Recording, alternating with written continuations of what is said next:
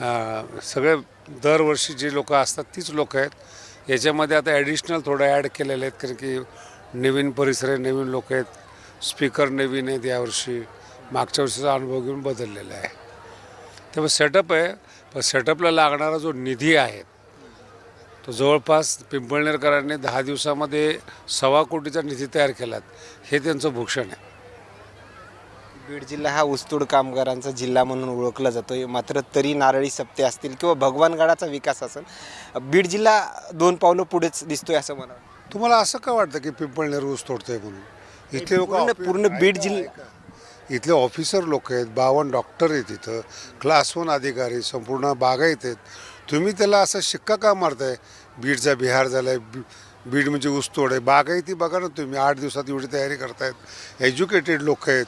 मुंडे साहेब इथं आलेले आहेत, मंदिराचं उद्घाटन केलेलं आहे.